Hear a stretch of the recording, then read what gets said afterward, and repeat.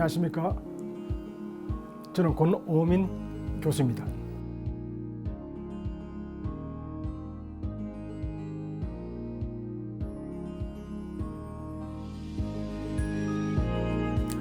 오늘 드릴 말씀은 부파불교에 관한 겁니다.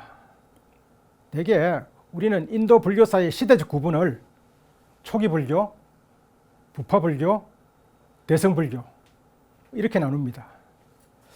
이런 도식적인 구분은 인도 불교 전체 흐름을 이해하는 데는 도움이 될지라도 너무 형식적으로 이해하다 보면은 도리어 불교를 상당히 왜곡하는 그런 결과를 낳을 수도 있겠습니다. 왜냐하면 초기 불교와 부파 불교의 경계는 상당히 모호하거든요. 우리가 알고 있는 초기 경전, 5부의 니카야와 4부의 아함은 사실상 부파에서 생산된 성전입니다. 5부의 니카야는 상자부, 때려봐도 상자부에서 생산한 경전이고요. 아함 중에 장아함경은 법장부라는 부파에서 생산한 경전이고, 중아함과 잡아함은 설일체 유부에서 생산한 성전입니다. 또한 우리는 대개 부파불교를 대성불교가 일어나면서 종식되었다고 생각하지만 사실 부파불교는 인도에서 불교가 사라질 때까지 지속합니다. 사실 대성불교는 경전이 남아있고 그 사상적 형태가 분명할지라도 그 교단 형태는 알려진 바가 없습니다. 7세기 인도를 영위했던 현장 스님이나 의정 스님 등에 의하면은 대성과 부파, 즉 소성의 구분은 그다지 분명하지 않습니다. 대성과 소성이 함께 생활을 하였고 다 같이 율장에 의지하여 사성제, 사제를 닦았다 그럽니다. 그 중에서 그러면서 보살께 예배드리고 대성경을 암송하면 대성이고 그렇지 않으면 소성이라고 그랬습니다. 대성과 소성이 동일한 율장에 의지하며 사성제를 닦았다는 사실입니다. 불교가 다른 종교와 차별되는 가장 큰 점은 불교에서 신을 믿지 않는다는 것으로 알고 계시겠지만 부파불교를 공부한 저로서는 성전의 양에 있습니다. 다른 종교에서는 특히 기독교에서는 신약 구약 66가지입니다. 성전의 수가요. 그런데 불교에서 성전의 수는 얼마겠습니까? 아마 이에 대해서 답할 수 있는 분은 거의 없을 겁니다. 아예 없을 겁니다.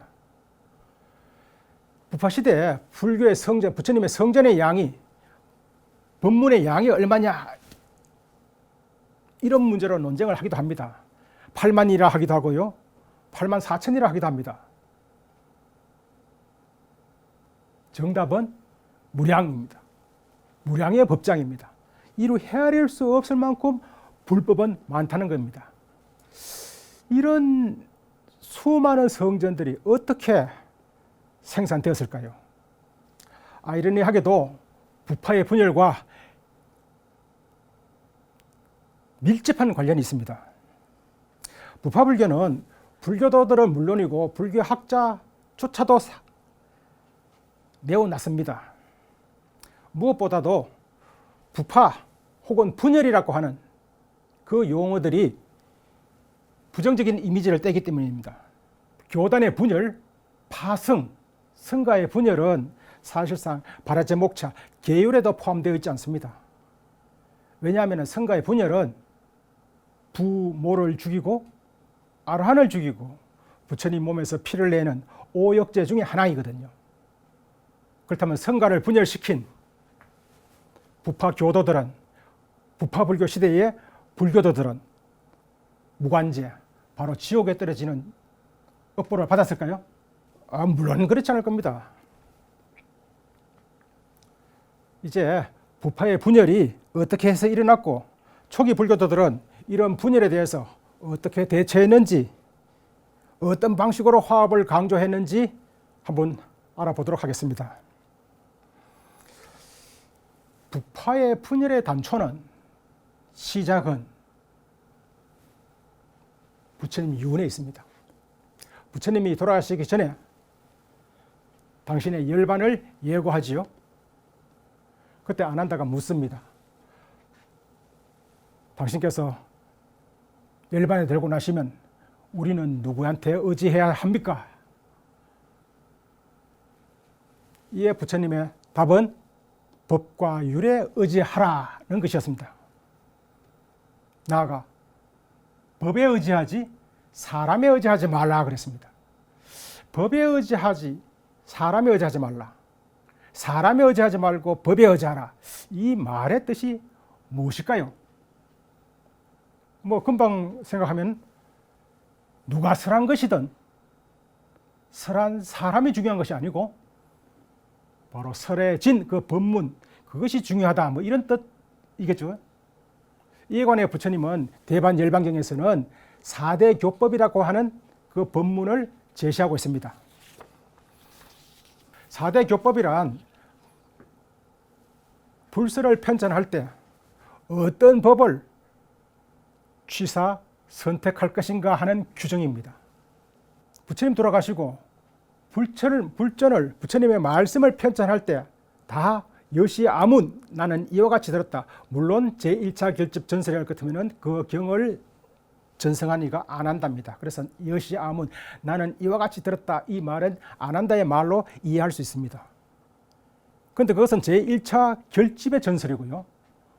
결집은 이후 말씀드리겠지만서도 누누이 일어납니다.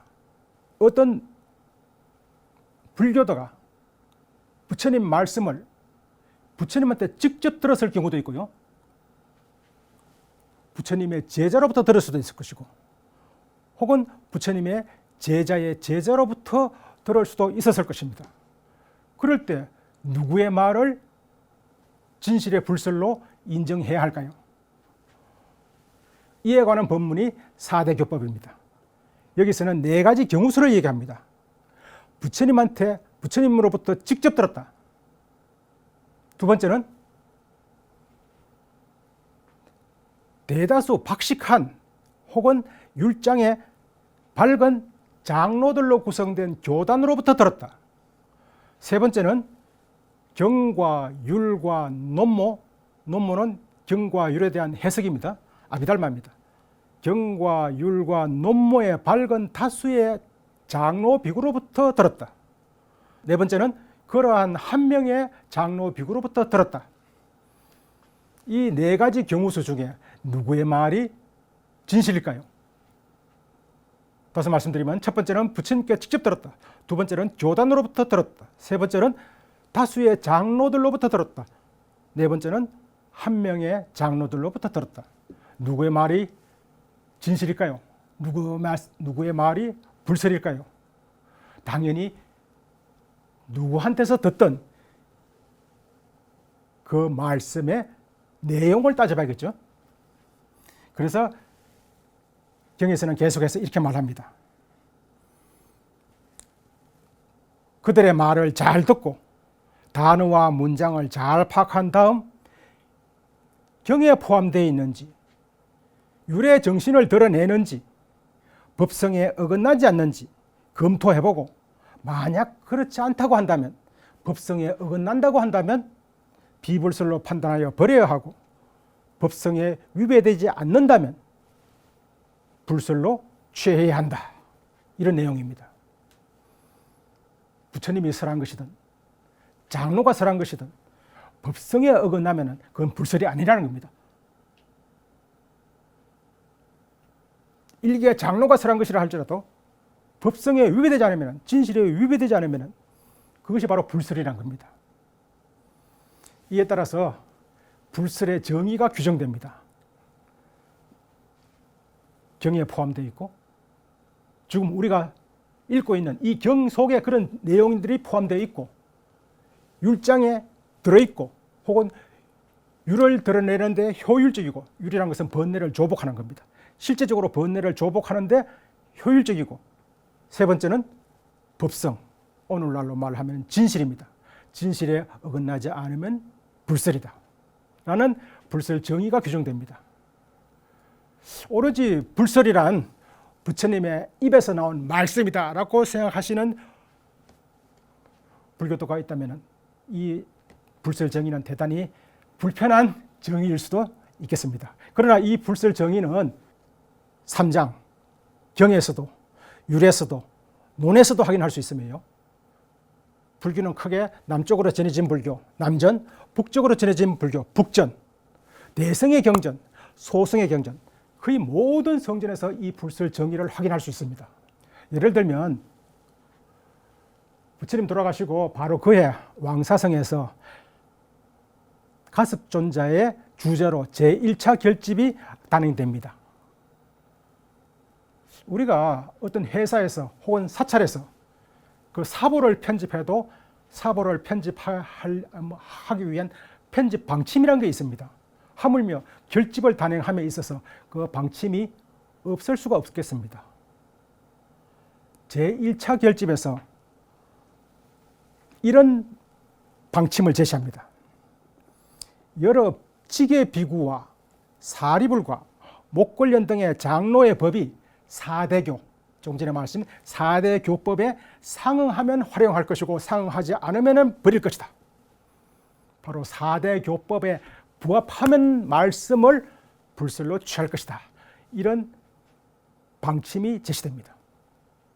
물론 제1차 결집의 경우 오늘날 전해지는 율장 중에서 마성기율, 대중부에서 전승한 마성기율에서만 이 이야기를 하지만 제2차 결집, 부처님 돌아가시고 100년 이후에 다음 시간에 말씀드릴 바찌 비구들의 10가지 문제의 법, 비법, 그것이 합법이냐 불법이냐 문제를 두고 논쟁할 때도 역시 이러한 불설 정의가 제시됩니다.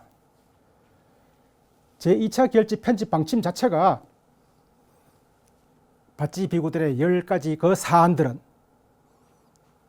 경에 들어있지 않고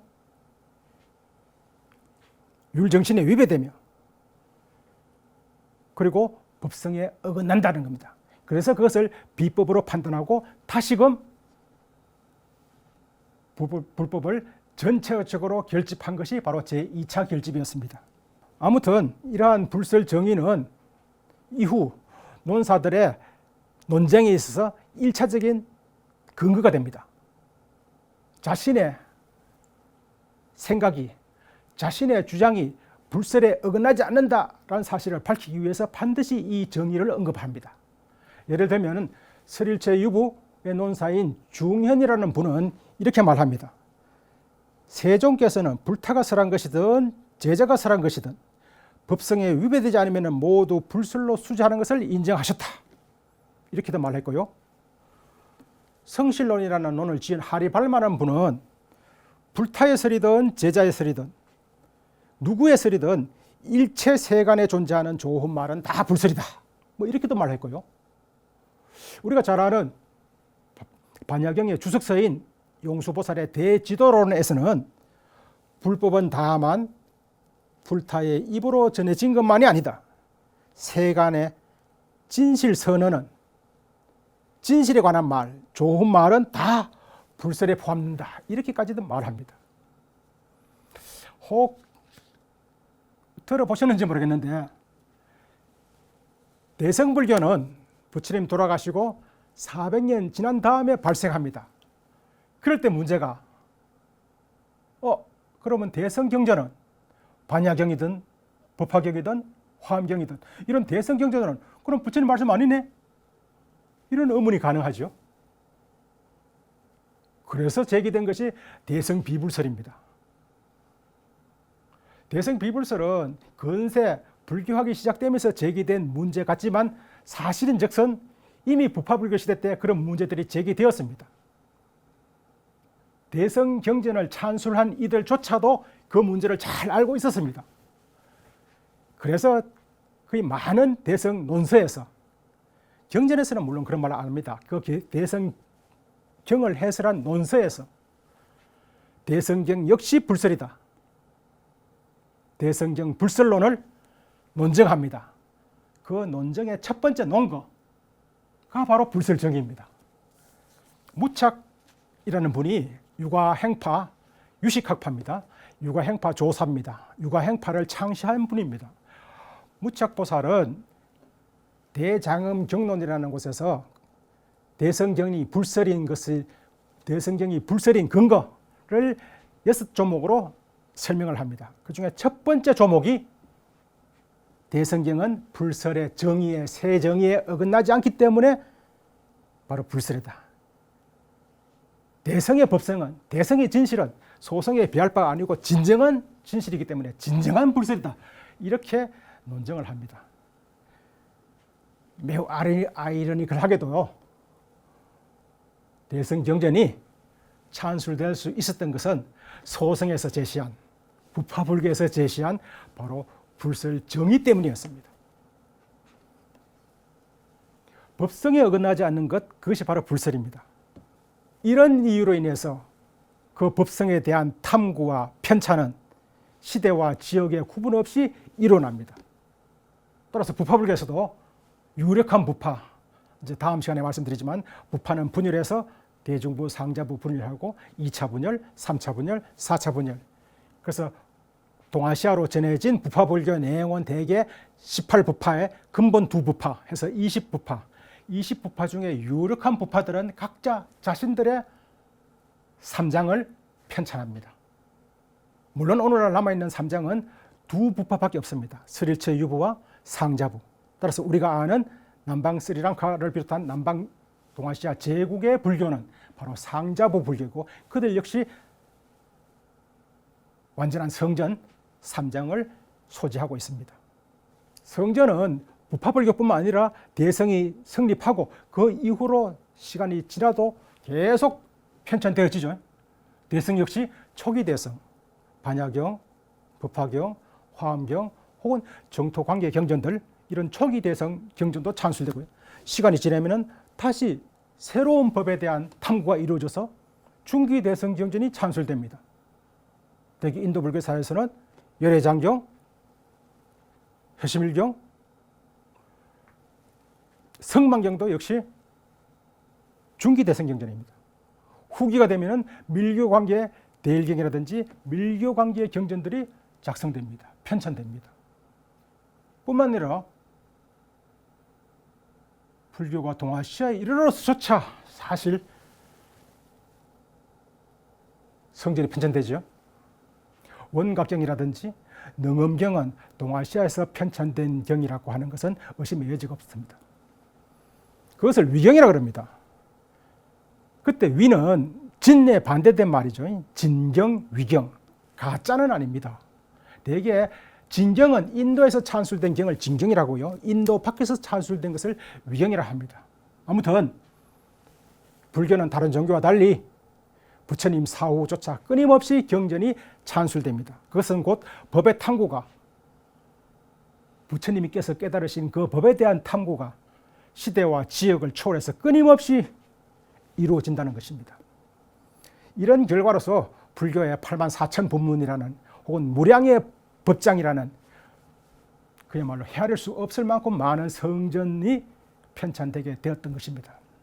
부처님 법에 대한 이해를 달리할 경우, 예를 들면 소성과 대성, 견해가 많이 다릅니다. 대성 안에서조차도 반야공사상과 유심사상은 많이 다릅니다. 지역에 따라서 남아시아에서 이루어지는 불교와 동아시아에서 이루어지는 불교, 티베트에서 이루어지는 불교, 사실상 그 형태는 많이 다릅니다. 만약에 다르다면, 뭔가 부처님 깨달으신 그 법에 대한 이해가 다르다면 그 다른 이해를 갖는 사람들이 함께 살 수가 있을까요? 견해를 달리하고 이념을 달리하는데요. 이러한 법성에 대한 이해 차이로 인해서 교단이 분열하기 시작합니다. 이런 교단의 분열은 부처님 돌아가시고 100년, 우리 인도 불교사에서는 부처님 돌아가시고 100년 이후에 이제 시작되었다 하지만 사실상 이미 부처님 제세 시에도 분열은 있었습니다. 예를 들면 데바다타의 반역, 그렇죠? 데바다타는 부처님 법과는 다른 이법을 주장했다고 합니다. 혹은 부처님 제세 시에 코삼비라는 곳에서 교단에 큰 분쟁이 있었거든요. 그때 분쟁을 해결하는 해결책이 세 가지가 제시됩니다. 이념을 달리해서, 견해를 달리해서 다툼이 생기는 경우, 이런 다툼은 계율에 관한 문제라든지 성단 행사에 관한 문제 때문에 생기는 다툼과는 질이 다릅니다. 개인의 이해 득실에 따라서 생기는 다툼은 서로가 승복하든지, 그죠? 혹은 뭔가 여러 대중공사에서 판결이 나면은 그게 당연히 따릅니다. 그런데 이념의 문제는 그것을 대중공사로 해결할 수 있는 문제가 아니죠. 이렇게 이념을 달리할 경우 이에 대한 초기 불교들의 대처 방식은 어떠했을까요? 교단이 분열에 이끌 만큼, 교단이 분열할 만큼 견해가 차이 나는 견해 차이로부터 비롯된 그 다툼을 언쟁이라고 합니다. 율장에서는 그 언쟁에 대한 해결책을 세 가지를 제시합니다. 첫 번째가 현전빈의. 말이 옛날 용어라서 좀 어렵지만 현전빈의. 두 번째가 담역빈의. 세 번째가 여초부지빈의. 빈의는 비나야, 조복이라는 뜻입니다. 서로 다툼을 조복시킨다. 다툼을 항복시킨다. 다툼을 멈춘다. 이 뜻입니다. 다툼을 멈추게 하는 세 가지 해결책. 현전빈의, 담역빈의, 여초부지빈의. 상식적으로 한번 생각해 봅시다. 어떤 집단에서 진실에 관한 이념을 달리한 경우, 그래서 극한으로 대결한 경우, 그 해결책이 무엇이겠습니까? 첫 번째 생각할 수 있는 것은 당사자를 비롯한 그 다툼에 관계된 이들 혹은 그 구성원 전체가 모이는 것입니다. 그 구성원 전체들이 모여서 성현전이라 합니다. 성현전. 부처님이 교법을 다 동원해서 법현전을 그럽니다. 유래 조목을 다 동원해서 이제 한번 이야기해보자. 가부의 판단을 이야기해보자. 이것이 현전빈입니다. 요즘 말로 하면은 성가대입니다. 성가 전체가 함께 모여서 그 사안에 대해서 이야기해보는 겁니다. 서로 거기서 판단 난다 할지라도 이념을 달리하는 것이기 때문에 승복하지 않을 수도 있겠습니다. 그럴 경우에 어떻게 했으면 좋겠습니까? 그럴 경우에 대처법이 담역빈의입니다. 요즘 말로 하면 투표입니다. 다인어라 하기도 하고요. 성가 구성원 개개인의 의사를 물어볼 수밖에 없죠. 그런데 성가 구성원이 10명, 최소 10명이기 때문에 10명 정도면 뭐 물어보는 것은 뭐 쉬운 일이겠습니다만 10,000명, 10만 명 같은 경우에는 사실 물어보기가 어렵죠. 투표를 해야 됩니다. 그럴 경우에 투표를 주관하는 사람, 행주인이라 하는데 투표를 주관하는 사람을 어떻게 선출할 것이며 그 투표의 절차, 방식을 어떻게 정할 것인가 하는 문제는 또 중요한 문제죠. 이런 문제를 두고 투표의 결과에 대해서 승복하지 않을 수도 있겠습니다. 그러면 어떡할까요? 근데 파국으로 나갈 수밖에 없는가요? 이에 대한 대처법이 바로 세 번째 여초부지빈입니다. 여초부지. 이 세 번째 해결책은 참으로 설명하기 쉽지 않습니다. 그래서 대개 율장에서는 그동안 다투는 과정에서 생긴 불미스러운 일들, 욕설, 구타, 비방, 험담 뭐 이런 것들을 참여하는 것으로 설명하고 있습니다. 어떻습니까? 내가 서로 의견을 달리한 사람과 끊임없이 다투다가 마침내 내가 그동안 일어난 여러 가지 불미스러운 일을 사과했습니다. 그 사과가 의미한 바가 뭐겠습니까? 여초부지빈의는 문제를 일단 덮어두는 겁니다. 길에 더러운 오물이 있으면 오물을 치우는 것이 제일 좋은 방식이지만 만약에 치울 수 없다면 초부지 풀로서 그 오물을 덮어두는 겁니다. 일단 그 문제를 미뤄두는 겁니다. 다음 시간쯤에 부파불교 시대의 중요한 논쟁점에 대해서 말씀드릴 겁니다. 뭐 여러 가지가 있습니다. 여러 가지 중에서도 우리가 가장 일상에서 느낄 수 있는, 불교 현실에서 느낄 수 있는 논쟁점은 유아와 무아입니다. 어떤 부파에서는 유아를 주장합니다. 우리가 아는 대개 불교 전통에서는 무아를 주장하지만 독자부라든지 정량부, 현장 스님이나 의정 스님이 갔을 때 인도 대륙에서는 스릴체 유부 다음으로 세력이 컸던 부파가 정량부입니다. 정량부에서는 유아론을 주장했습니다. 그 이야기는 다음에 말씀드리겠지만 어떤 부파에서는 유아론을 주장하고 어떤 데서는 무아론을 주장했습니다. 그 두 부파에서, 두 집단에서 서로 크게 논쟁이 벌어졌을 경우, 그래서 마침 해결할 수가 없었을 경우 어떻게 하면 좋을까요? 대개 종교에서는 한쪽이 정통이고 한쪽은 이단입니다. 여초보자라는 것은 일단 그 문제를 덮어두는 겁니다.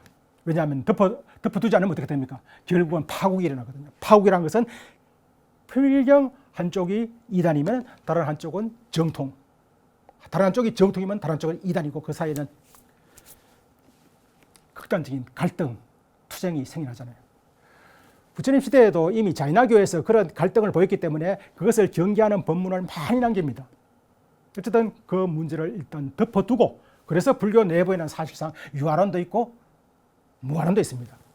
이런 견해를 달리하는 이들이 한 곳에서 공주 함께 살 수 있을까요? 함께 살 수 있습니다. 생각이 달라도 함께 살 수 있죠. 우리말에 싸울지라도 밥은 같이 먹어라, 그죠?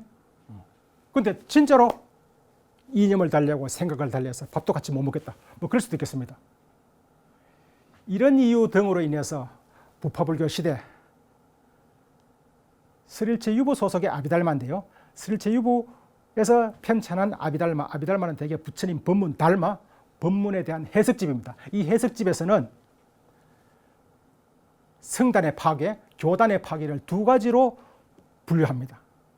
하나는 파법륜성, 바로 부처님의 정법을 파괴하는 것. 그건 바로 교단의 파괴죠, 그죠? 진짜 교단의 생명인 그 진리에 대해서, 진실을 파괴한다. 파법륜성.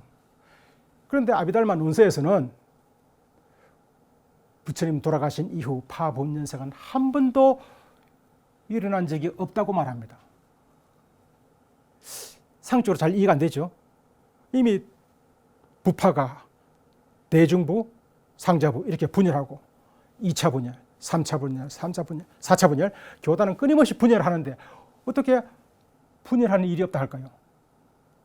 유아론을 주장하든 무아론을 주장하든 어떤 견해를 주장하든 그것은 부처님의 법을 해석하는 하나의 방편이지 부처님 법 자체를 파괴하는 것은 아니라는 겁니다. 그래서 부처님 돌아가시고도 파법륜성은 결코 일어나지 적이 없다. 두 번째는 파갈마성입니다. 갈마라고 하는 것은 까르마, 바로 교단의 작법, 행사를 말합니다. 교단 행사를 함께 하지 않는다는 겁니다. 내가 저들의 집단하고는 이미 견해가 다르기 때문에 교단 행사를 함께 하지 않겠다.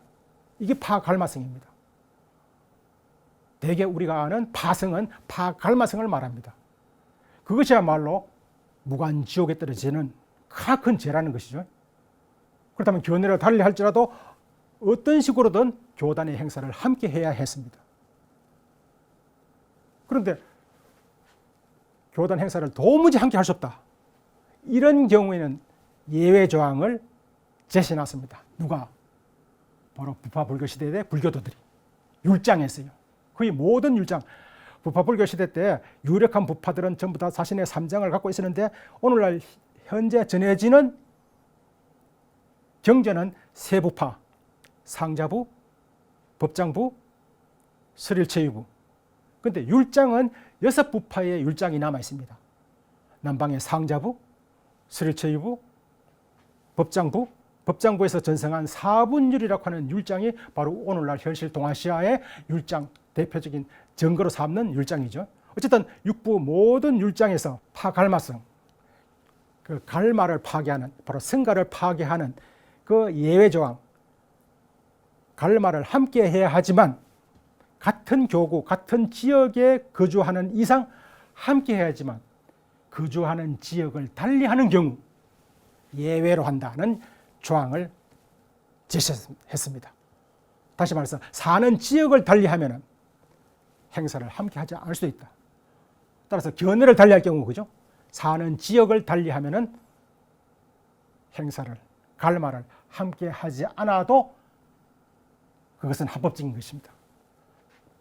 비법이 아니라는 거죠. 다시 말해서 파성이 아니라는 것입니다. 화지부에서 전승한 5분율이라는 율장에서는요, 이미 부파가 분열한 이후라면 같은 지역에 있더라도 갈마, 교단 행사를 함께 하지 않아도 그것은 합법이다. 이런 규정도 제시합니다. 쉽게 말해서 오늘날 같은 서울 지역에 거주하더라도 태고종과 조계종은 갈마를 함께 하지 않습니다. 함께 하지 않더라도 그것은 파갈마성이 아니죠. 아무튼 이런 이유로 인해서, 이런 곡절로 인해서 교단은 합법적으로 분열이 가능했습니다. 아무리 견해를 달리할지라도 지역만 달리하면 갈마를 함께 하지 않는 것 역시 파성이 아니죠. 서로 견해를 극단으로 달리할지라도 상대방의 견해를 결코 부정하지 말라 라는 취지로 설한 경전이 있습니다. 장암 청정경이라는 경입니다. 청정경. 거기에서는 서로의 견해를 달리하는 것을 4가지 경우서를 들고 있습니다. 첫 번째, 말과 뜻을 달리하는 경우. 뜻은 달리할지라도, 말은 같이 할지라도 뜻을 달리하는 경우. 세 번째는 뜻은 같을지라도 말을 달리하는 경우. 네 번째는 말과 뜻을 같이 하는 경우. 네 번째 경우는 아무런 문제가 없죠. 말과 뜻이 같아요. 근데 첫 번째부터 세 번째 경우수, 말과 뜻을 달리하는 경우 어떻게 대처해야 될까요? 그 대처법을 설하고 있습니다. 경에서는 이렇게 말합니다. 마땅히 일러주고 꾸짖고 멈추고 올바른 말과 뜻을 함께 추구하라. 첫 번째, 올바른 말과 뜻을 일러주고 그래도 듣지 않으면 꾸짖고 그래도 듣지 않으면 멈추어라 합니다. 뭘 멈출까요? 자신의 견해를? 아니에요. 다툼을 멈추고 함께 말과 뜻을 추구하라. 서로 상대방의 견해를 물과 젖에 비유합니다. 한 줄 읽어보겠습니다. 이와 같이 하여 다 함께 화합하되 다투지 말라. 그러한 서로 상반되는 법들은 동일한 스승으로부터 품수한 동일한 물과 젖으로 열애의 정법을 스스로 밝혀 즐거이 안락을 추구하라. 여기서 안락은 열반입니다. 열애로부터 품수한 동일한 물과 젖이다. 그렇게 서로 다른 견해가 물과 젖이라는 것입니다. 물과 젖이라는 메타포, 그 비유가 의미하는 바가 뭘까요? 율장에서는 파성에 관한 계목이 있는데요. 그 파성을 설할 때면 항상 관용구로서 물과 젖처럼 화합하라 고 말합니다. 물과 젖처럼 화합해서 하나가 되라는 말은 아닙니다. 견해를 달리한 사람이 하나가 될 수도 없거니와 사실상 하나가 될 수도 없습니다. 하나가 될 이유도 없습니다. 그때 물과 젖이 비유하는 상징은 물이 젖을 배척하지 않듯이, 젖이 물을 배척하지 않듯이 서로를 배척하지 말라, 이런 뜻입니다. 인도 신화에서요, 물과 젖이 나옵니다. 함사라고 하는 비슈누의 하신인데, 함사라고 하는 거위가 백조를 하기도 하고요. 함사라는 그 백조가 우유가 섞인 물에서 우유만을 골라 먹는다 그럽니다. 요 이야기는 무착스님이 지은 섭대성론에도 나옵니다. 우리가 도를 닦으면은 유식에서는 알레아식 이 내면의 무의식 속에는 수많은 좋은 종자, 나쁜 종자, 수많은 종자들이 있는데 어떻게 그 수많은 종자들 중에 나쁜 종자는 멸하고 좋은 종자만 남느냐, 그러니까 바로 이 함사 얘기를 해요. 이 거위가 물에서 우유를 골라 마시듯이 나쁜 종자만이 사라진다, 이렇게 말해요. 따라서 물과 젖처럼 화합하라는 말은 하나가 되라는 말이 아닙니다. 서로 다른 의견, 서로 다른 견해 배척하지 말고 포용하라. 다 같은 불교도다. 그 장암경 말미에서는 말과 뜻이 다를지라도 각기 자신이 작정한 대로, 자신이 깨달은 대로, 자신이 정득한 바 대로 널리 성전을 유포하라, 이런 말로 끝납니다. 대단하지 않습니까? 거의 모든 종교에서 나만을 믿으라, 우리 말이 진실이다, 그죠? 내 말만이 진실이다, 이렇게 말하는데 불교에서는 서로 견해를 달리할지라도 다 같은 물과 젖으로 부처님이 남기신 법이라는 겁니다. 이런 포용 정신, 이런 관용 정신, 불교의 관용 정신은 바로 부파불교의 산물 아니죠. 바로 이런 관용과 포용 정신으로 말미암아 부파불교가 생겨날 수가 있었습니다. 아니죠.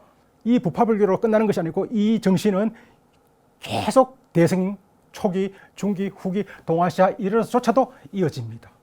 불교가 광대한 진리의 바다가 된 이유는 바로 이 부파불교의 포용 정신이었습니다. 따라서 우리가 생각하는 부파 분열, 그 분열은 결코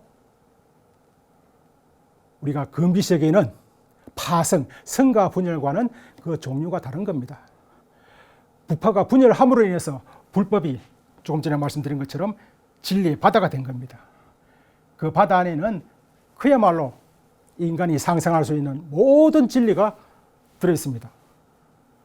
그 진리의 토대 위에서 대성이라는 혹은 동아시아라는 새로운 불교가 창조되어지는 겁니다. 불교는 항시 지역과 시대에 따라서 끊임없이 새로운 불교가 나아졌습니다. 그 시발점이 부파불교였습니다. 오늘 우리에게 중요한 것은 과거의 불교를 탐구하는 것은 아니라고 생각합니다. 저는 오늘 이 시대에 맞는 새로운 이해와 해석, 그것이 바로 내일의 불교를 가능케 하기 때문입니다. 물과 젖처럼 화합하라, 이러한 명제는 나만을 믿으라, 나의 말만이 진실이다 라는 도구마로 간주되는 종교 교리에서는 상상하기 어려운 가히 폭탄적 선언이라 하지 않을 수가 없습니다. 이로 인해 불교의 교리와 성전이 84,000이라는 그야말로 무량의 법장으로 팽창할 수 있었습니다. 부파불교는 이후 발전되는 불교의 토대입니다. 그 토대에 대해서 다음 시간에 좀 더 자세히 말씀드리겠습니다. 감사합니다.